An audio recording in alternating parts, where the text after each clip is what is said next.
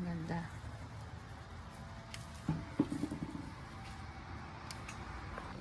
Yo, what is up mga bap? Yan, kakabalik lang natin galing ng Stockton. Ito, meron tayong pa-take out na kalamansi. Galing doon sa kaibigan namin. Ayan mga baps, oh. Dami, pwede nang gumawa ng kalamansi juice, pang sisig, tokwat, tokwat baboy, tsaka kung ano-ano pa. Ayan natin. Ayan, oh.